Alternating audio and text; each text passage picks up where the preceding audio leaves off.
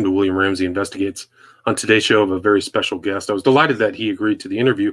Very interesting book that ties into some of my research. The author's name is Tony Russo, and he wrote a book May 25th, 2021, titled Dragged into the Light: Truthers, Reptilians, Super Soldiers, and Death Inside an Online Cult. And this is not his first book. He's written 2 books on beer. One is Eastern Shore Beer, The Heady History of Chesapeake Brewing, 2014, and Delaware Beer, The Story of Brewing in the First State, 2016. And the website for this book is draggedintothelight, all one word.com. So www.draggedintothelight.com. And Tony has been involved also in another podcast, which you can check out, titled that, and it's about war. This is War, and he did that for 2 years. But this book kind of came to mind. I interviewed a well-known cult expert by the name of Rick Ross, and when we finished up that conversation with Rick, there was a question like, what do you see on the horizon? And he said, yeah, the future is going to be some kind of internet cult or some kind of, and he mentioned some woman's name who I don't know. But I remember that interview when I was reading through this book, Dragged into the Light, but really a great book and very timely. So Tony Russo, are you there? Yes. Hi. Thank you very much. I have a quick fun story about Rick Ross, who I also interviewed. I interviewed him for a different project that really, ended up not going where I wanted it to go. I was interested in the RSE, the Ramtha School of Enlightenment in the Pacific Northwest, and I had been trying to chase down this photographer, this man who had done all of the early video for Ramtha. And when I was talking to Rick, I asked him, and he almost thought that I was kidding, because the man I was looking for, whose name was Mark Vicente, and as it turned out, he was a NXIVM whistleblower, and he had been like all over the news. And I just, he was about to be all over the news because Rick is kind of plugged into the cult thing, right. So he knew that where Mark Vicente was at the time. And as it turned out, he ended up being the whistleblower, but he was like an old time, cult enthusiast. So Vicente was a cult shopper. He would gone from Ramtha to NXIVM. Yeah, exactly. The connections, if anyone's working on the NXIVM 2 book, the connections between the two of them are significant. I didn't know that. Wasn't aware of that. There's a lot about NXIVM I didn't know. There's a Crowley influence I didn't know. They had supposedly a space opera story like Scientology. I didn't know a lot about that. Yeah, well, I think a lot of these people, when they're making it up as they go along, it's easier to just repackage something you've already seen or heard. I mean, right. And that ties into this, right? It ties into all these little pieces that somebody put together that are floating around. But the difference between this one and maybe other cults is these are all concepts and ideas to me that were fairly recent within the last decade. Like the idea of the reptilians and the super soldiers are not something, it was a post-millennium type thing to me. Yes, but, absolutely. And I think not only post-millennium, but as a result of the millennium. I argue in the book that the 9/11 attacks, the one conspiracy theory that we can pin to an exact date is the Truther movement, which began on, September 12th, 2001. And the attacks, I think, shook a lot of people and made them look for answers where they wouldn't otherwise look. Right. So maybe you can talk. I mean, you wrote the book on beer. This story, you're kind of in the general vicinity of where many of these events, or at least one of the series events, took place. Mm-hmm. Can you talk about how this story kind of came across and who the central characters are? Oh, sure. So the story is about a cult leader whose name is Sherry Shriner. And Sherry Shriner led her cult from her kitchen in eastern Ohio, about an hour outside of Columbus. And she didn't meet with her members regularly. And she didn't, or at all, rather, she met a couple of them, but she had thousands of followers, and she maybe had personally met certainly fewer than 20, likely fewer than 10. And she just had this hold over people.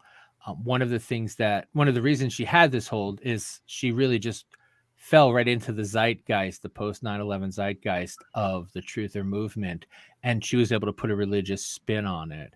And I'll get back to that when I finish the story. And so the main players are a young woman named Kelly Pingilly, who I believe Sherry drove to suicide, and a couple named Stephen Mineo and Barbara Rogers. And this is where the story got some national attention. Stephen had a falling out with Sherry. Sherry had accused Barbara of being a vampire, witch, reptilian super soldier. And Stephen lost his mind. Now, this is probably Stephen's first girlfriend, possibly Stephen's first girlfriend, but definitely the first woman that Stephen lived with. And he was 32 years old. She was 42 years old. And they had this odd relationship where they took care of one another in different ways. And Stephen was like, the protector. And I think he saw himself kind of as, the philosopher of the group. He found out the hard stuff. He saw himself as like a cutting edge internet journalist, finding out where the New World Order was, making incursions into our world. He was a truther he lived within sight of the World Trade Center growing up, as did I. And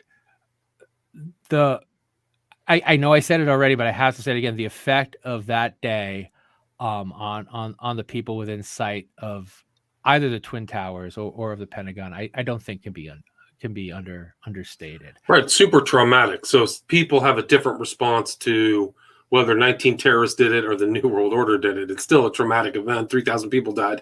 Yes. But Sherry, can you talk about really how she put her ideas in the cult? Because she really saw she so-called deny it, like I'm not taking this throne, but she really saw herself as somebody very important. I think you can see her background. She went through Liberty University, so she definitely was a Christian or a fringe Christian. Yes. Right? Well, she was raised Baptist. She went to Baptist high school, and then she went to Liberty College. And you see Sherry just drifting farther and farther to the right, until it becomes clear to her, as it eventually becomes clear to many of the people we call it evangelical Christians, that the traditional churches have or are failing, and there has to be another way to explain things. One of my theses is that two things happened. So after the 9/11 attacks, people said, okay, this is the beginning of the apocalypse. The world will end in 10 years. And then when we elected our first Black president, that became the kind of certainty that you think of as the sun coming out tomorrow. And when the world didn't end in 2011, I think people were absolutely shocked. And you see, this is when all of these conspiracy theories really kick into high gear. It's during the 2012 election, and all of these fringe movements are starting to gain attention in the mainstream. And Sherry was, again, kind of at the forefront of that as far as seeing where things were going and making them her own. I don't know how much she stole and how much she like lifted, but she did write books. So she was, I think you wrote in your book, she was really influenced by the Bible code. So she thought there was the secret code in the Bible, and she wrote about it, right? She has books. Bible codes reveal the coming UFO invasion. So she's got the Bible view, and it's kind of the evangelical view. You mentioned in your book that aliens are demons, right? Right. So the Bible code was a book written by, a legitimate, if misguided, journalist that said that aliens, time-traveling aliens, had been the ones to write the Bible, and in the Bible they left messages for us about our history. Sherry, that idea really appealed to Sherry, but there's a problem for many evangelicals, and that is that aliens, there can't be such a thing as aliens, because that implies evolution, therefore it can't be true. But they see aliens and they believe in the presence of aliens on this planet. So as a result, they have to re-engineer it. And what many, and this is not just Sherry, there are Baptists who believe this, that aliens are actually demons. They are from another dimension. That dimension is hell, but they're not from outer space. They're not from other planets. And that was Sherry's real big in, because once she was able to first that she was on the truther, the truther train, and then she picked up the Bible codes, which, helped her to get some biblical legitimacy, and then she added, to make the Bible codes legitimate, she added that aliens, yes, there were aliens, yes, they provided the Bible codes, but they were either angels or demons. In this case, they would have been angels that provided the Bible codes. Right. But so she had this angel demon thing, and I think she said, or one time in your book, like 3/4 of the people are shape-shifting aliens. So that's what she was putting out. And I think she was on Blog Talk Radio, which is really one of the first earliest kind of blogging things. And she was on Facebook. And I think it was either in your book or I saw it either in the documentary you were in, where they, like, she had a active Facebook post. But what is she? She was God's ambassador on Earth, right? So she talked to God. That was kind of her thing. Right, and as her myth and power grew, she eventually claimed that she was actually God's daughter, that she had been with baby Jesus and baby Lucifer as baby angels together, and that's really in the book, and it's a hard read. That's Interview with the Devil, and that was her final book, and in that she claims to have been transported to heaven to have an interview with Lucifer, and that God was going to make Lucifer tell the truth during the interview. Right. And that's actually kind of like the Mormon thing, is that Christ and Satan were spirit brothers in the pre-existence. So it has a little flavor, a little sprinkling of that. And if you're a Mormon, if you're in what I want to call here, like, normal religions with names, right, with specific, like Baptists, First Day Advent, Seventh Day Adventists, if you're in a group like that, and then you hear this slightly different interpretation, and you're looking for a higher truth that you don't feel you're getting in your traditional church, stuff like that really appeals.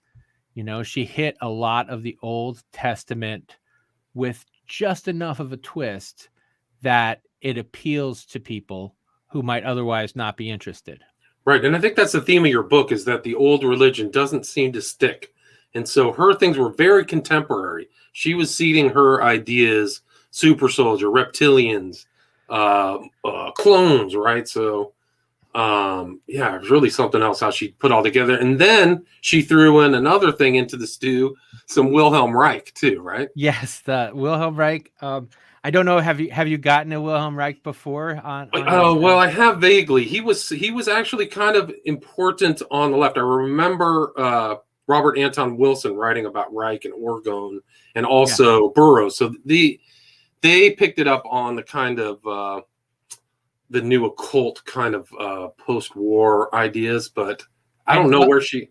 And that was the genius of it. So there is this new age energy. It's called Orgone energy, and it was invented by this gentleman. His name is Wilhelm Reich, and he's a legitimate doctor. He's a psychologist. I'm sorry, he's a psychiatrist. He works with Freud. He is the one who described sexual repression and how sexual repression can have mental effects. I mean, so this is a guy, like, he still believed that, right? So this is a guy who was doing real work, and he thought he happened on a new kind of energy. Now, this is during the atomic age, so maybe it is, but it wasn't, and he was eventually sent to jail as a fraud. The new age picks this up. William S. Burroughs, lots of people start to use these orgone accumulator boxes, and a man in the Pacific Northwest starts to put together a group of people. And this was the best thing I think that ever happened to Sherry Shriner. So Was he it put Dan together, Croft? Is that was the guy's name? Dan Croft? yes, and he put this group together that would go out and put orgone around cell phone towers. And the idea was that it was that cell phone towers put out bad energy and orgone energy was good energy. And Sherry loved that idea, and she literally stole it from him. Right, and you can see there right here the cell phone tower predominantly in the background here on your book cover. So that's an important theme of the book, is this kind of orgone and how her followers thought they were on the cutting edge of this new post-truther kind of world. Like they were war angels in the flesh and fighting the New World Order and finding bases, underground bases and stuff. It was just too much. It really is, and it's so easy to get caught up in that. But that's one of the things that they would do. So once Sherry stole this idea from Don Croft, she repurposed it. She said that orgone was a gift from God, and that the New Age had stolen it, but she was taking it back. It's just wonderful. And after that, she began to get people to go out and go on what they called orgone missions. And this is putting orgone in places that Satan was likely to attack, or putting them around cell phone towers. I'm dying to take a day and just go to some cell phone towers in Ohio and see if I can find one, because that would just be a great experience. And so they were making orgone, so they had to make these, you call them pucks and blasters. Yes. It's almost like it's something out of Star Trek. It's like a sci-fi element to it. So they have to create the orgone accumulator, then put it out. So it's just too much. Did you know how big her group got? Was there ever a guesstimate or anything? No, how many people she influenced? I don't think it was. I think at her height. So there are like three different tiers. Like people who have listened to a Sherry Shriner show, that number is probably in the hundreds of thousands. People who listened regularly was probably I would guess between 10 and 50,000. She had at least 8,000 quote paying unquote followers. When she died, spoilers, I'm sorry, but there's no other way to say it. She had in her GoFundMe account alone, she had more than $125,000, and that's not counting her Patreon or her PayPal Pay Me or donate button, or the money that she got. She got checks and cash in the mail regularly. So there's no telling how much money she made, but she made it by either telling people to make their own orgone or making it and sending it to them. And they're called orgone pucks, but she made them in cupcake trays. So if you can imagine like molten upside down cupcake, almost like one of those old glass things that they use to transmit electricity, now that I think about it. And she encouraged people to take the money they were giving to their old church and transfer it to her. So she really saw herself as a ministry, right? Oh, she absolutely did. And that was a claim that she made regularly. She said, I know a lot of you are still wasting your time going to church. If it makes you feel better, go. But they're not doing anything with the money. I'm using the money to fight Satan, literally hand-to-hand combat, fighting with Satan. Why aren't you supporting this? And that was just like, is almost like a voice from the wilderness. Like, so you had very little contact, if any contact with her followers, just shooting out 2 internet speeches a week on Blog Talk Radio. And and then communicating, but also she still kind of fiddled around with people's minds. Would you agree with that?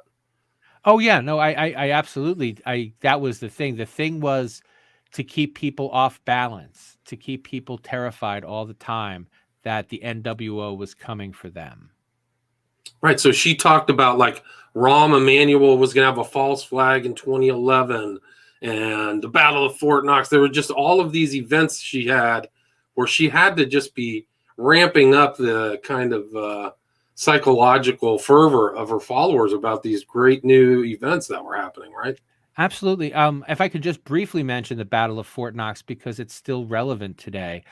She and several of her warriors literally drove to Fort Knox. They literally ran around in the woods there and claimed to have fought aliens and to have killed a brain that was being kept in a jar and to have saved some turtle people. I have 4 different accounts of the story, and they're all so close but different enough that it's just like if you ask 4 different people what really happened, you know? And the reason I say that is because the 2020 Christmas bomber, they reported that he was claiming to go out into the woods and fight aliens, and this is almost certainly what he was doing. And that was the guy who, I think it was in Nashville, was that right? Yes. Right. The Nashville bomber had these really weird, like these ideas. Like he had this modern internet cult ideas that, I mean, and you can see, you use these examples of this girl, Kelly Pingilly and Minio, how their minds had to have just been almost like a Scientologist. Like this would be Shinerology. Like they were in all the way, and ruined them. I mean, these are just 2 examples. Well, and it ruined them because she kicked them out, and that was Sherry's really interesting thing. She would kick out people for no reason and claim that it was because they were FBI agents or CIA agents or aliens or demons or whatever. And it did 2 things. It made everyone suspicious of everyone else, but it also drove home the fact that she was under attack from the government. Right. The government was sending spies, and that some of the people you think are your friends are really spies sent by the government to hurt or kill me or to make me look bad. Right. And so she would kick out people who were paying. There's one gentleman that got kicked out. He paid her $5,252 a year. $100 a week was what he was sending.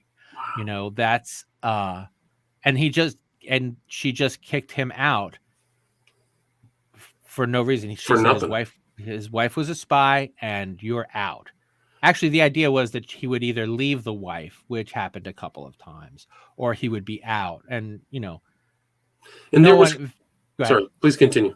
Very few people are crazy enough to literally just divorce their wife over what Sherry told them to do.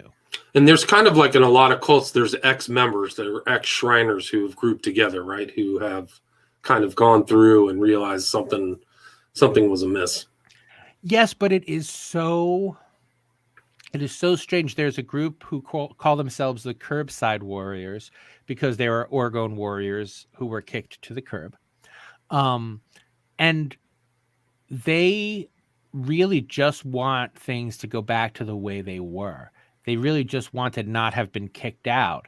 And so they're asking themselves questions like, is Sherry really a reptilian? Was Sherry killed and this is her clone? Like, they didn't stop believing, even after she said, you are a reptile. And, this one guy, Mike Hall, who was accused of being in the CIA. I mean, he knows he wasn't in the CIA. He's Canadian. Right. And so there were all kinds of lies like that. There was this thing you found out, like she said, the Super Bowl was going to get bombed at Candlestick, but there was no game there. You could prove that she was making it up. Yes. And nobody cared because there's the bigger picture. She may not be factually right, but she's telling the truth. That again really appeals to people who are looking for something higher, deeper, more complex. And again, you have to remember, if you're charged with literally winning the War of Armageddon, you're important. You're not some schmuck in your basement posting garbage on the internet. You're fighting a war for the soul of humanity. That makes it a little easier to look at yourself in the mirror every day. Right. I mean, it really is incredible. She had that fake name too, Queen Shazarazi. So yes. They had this very ornate kind of worldview. And you taught, another theme in your book is alternate reality. Like she and her followers were in a completely different matrix of looking at the world after listening to her stuff, I think. Yes, and and that's the like I hate to quote myself, but I really couldn't find a better way to say it. If you think that I'm possessed by a demon, we're living in two different realities. You know, it's not a difference of opinion. It's not we can agree to disagree. If I can be gross again, and I apologize, there was a gentleman, the Christian surf school teacher who killed his two children in California. This is maybe a month ago, maybe a little bit more. And he knew he was killing his children, and he knew he was going to jail for it. But he also knew that they had demon souls and that he was saving the world, Right. and we don't take this seriously enough because, we think that, oh, well, he thinks that there's demons. Isn't that kooky? It's way more. It's so much more than kooky. It's a little terrifying. Right, but in Shiner's thing, you were a literal demon. You weren't just possessed. This was a demon in the flesh, right? Some of these Right, people. right. And so oftentimes they would say you were a reptile, and that meant that you were an actual reptilian overlord type wearing human skin. Right. David Icke is the big guy in England who's I think the most famous for believing that. Right. Or spreading that out there. And so the consequences are very severe. Like you have stories in your book that are terrifying, but some of these stories, you don't know how that's permeating society and how many people, how many kids have been lost, how many susceptible people. And one of the things, like another theme in your book, is the loneliness and kind of aimlessness of these people looking for something. So like they found something in Shriner, like they found that cause, that something to really gave them meaning. So Yes, it's kind of sad, very sad. Yeah, just not being alone, being a part of something bigger. I mean, one of the things that Mike Hall actually said was what he missed most about being in in with Sherry. They would never call it a cult. What he missed most about being with Sherry was this idea that he was important, that he was doing things. It's the people would there's a gentleman, I shared some of his posts, so he took them down, and I guess that was kind of mean of me, but he would make up praise songs. He would sing songs about Sherry and put them online. It was One of the things I highlighted a sentence from your book. I'm going to repeat it, but it was one of my takeaways from speaking to Shrinerites. You call them Shrinerites. One of my takeaways from speaking to Shrinerites and other fringe evangelical sects is how they behave like the churches they despise. Yes, absolutely. They have rules now all of a sudden, and it's not just everybody can think whatever they want. They are right and everyone else is wrong, and there's rules for being involved, and you can't deviate from them. Right. So very orthodox, like, and Shriner is it. Her word is truth. So she Yes. would do the classic kind of cult behavior, love bombing, you're in, great, and then creating dissension within the system and solidifying our power at the same time. Tons of mind tricks, mind games, and stuff like that. Absolutely. And you were also in this documentary. There was a Vice documentary. If people want to see some pictures and stuff, definitely. Here, to me, you are the most important person in that documentary on Vice about the story. But you can see the Poconos. Like this character, Minio, went to the Poconos because Shriner said that was going to be the safest place, right? Absolutely. She had been there on vacation a couple of times, and she said that you wanted to be in more of a rural setting because the cities were going to go first. I mean, I don't think lots of people disagree with that.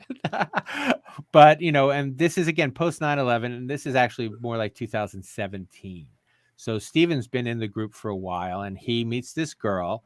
There have been reports that Barbara didn't get along well with Steven's dad, and that they kind of boogied off. They were looking for a place to stay, so they moved to Tobyhanna, Pennsylvania, which is in the Poconos. And I went to the town, and it's kind of like this weird. If you've ever been to a resort area, there are always pockets of locals in the mix. And Tobyhanna was a mostly locals kind of town, and there was it was a little depressed, but it was right by Scranton, which is Scranton, so it's got like the cool downtown and things like that. So being there, they were just with one another, and all they were doing was drinking and going on Orgone missions. Barbara had been discharged honorably for medical reasons. The medical reasons were that she was bipolar and beyond medicating so that she could serve. So they discharged her. So she got a check every month, and that's pretty much what they were living on. Stephen would find things and fix them and sell them on eBay. But that was right, and doing all the stuff, still involved and still in that environment of this, under the kind of spell of Shriner and on their world. Like, he was really active. He was building flags and putting Orgone pucks and stuff around. I mean, really, and building Orgone, and it's really kind of hapless. Like, there was something real sad. Like you said, he was sweet, or people described him as sweet, but he went down a path that I wouldn't recommend anybody goes down, of like pure internet paranoia. And it really was. What I always say about Stephen is that had he lived, he certainly would have been in Washington, D.C. on January 6th. He was just broken by fear, I think might be the best way. Broken by anxiety more than fear. It was dread, and it just he couldn't look at the world and think that everything was bad. But when you look at the world and everything that's bad, you're like, okay, I know that's bad, but that's because the devil is here and I have to fight him. Then you have some agency in the ugliness. You can make the world less ugly, and not by feeding the poor, not by cleaning the street, not by going shopping for an old neighbor, but by making crystals and hiding them. Right. To make it harder for the devil to cause evil. It kind of reminded me of kind of QAnon, this kind of modern fantasy world. And if you talk to QAnoners, they know that it's fake, but they want to believe. So a lot of the crap they talk about, I've seen interviews with Q, and I've done interviews on books about QAnoners, and there's a real sense of they prevent believing the facts. Like, they like their kind of alternate LARPing reality, as Lee Veltman calls them, LARPers. They like that, and I saw that in the case with these Shriners too. Like, wow. Well, it's funny that you mentioned that. I had to make an editorial decision, and I made a bad one. I said, listen, you don't want to write about QAnon because nobody knows what that is. And then the book went to print. And then, by the time I was in the final drafting stages, really, QAnon was now in the news. So I mentioned them briefly in the introduction to the book, but these are QAnon ideas. These are all, if you've been following QAnon, there's very little in this book as far as conspiracy that's going to surprise you. You'll see that they take all these different conspiracies and believe them all at once, even if they happen to be contradictory. Like, contradiction doesn't bother a truther. Right. So, or it doesn't bother them. And in the documentary you were in on Vice, there was a audio of Shriner looking at Barbara, who had just been arrested, and saying, this is her fourth clone. This is definitely not her. And I've seen that in the internet where like people are fake or been replaced, but not, she wasn't just a second clone. Barbara was the fourth clone. I mean, it was just incredible what she's putting out there without any circumspection. It's off the charts. Yeah. I'm sorry, I thought they were... Well, I was just going to say, I mean, we're right now at about 35 minutes. How would you like to wrap it up? I mean, there's deaths that are associated with this Shriner group. We didn't go into detail about that, but just the scariness. It really kind of is a harrowing book in the sense that these people really went down a far road that ended bad. And I also did another interview with a guy who was he was also kind of he wasn't a Shriner, but he got so far into conspiracies that it ruined his life. He just did not. Man. So there's really dangers, there's perils out there today with kind of these internet cults and internet ideas. Yeah, well, I do want to do the book setup because I derailed myself earlier and I never found my way back. So Stephen Mineo was actually shot in the head, possibly by Barbara Rogers, possibly by himself.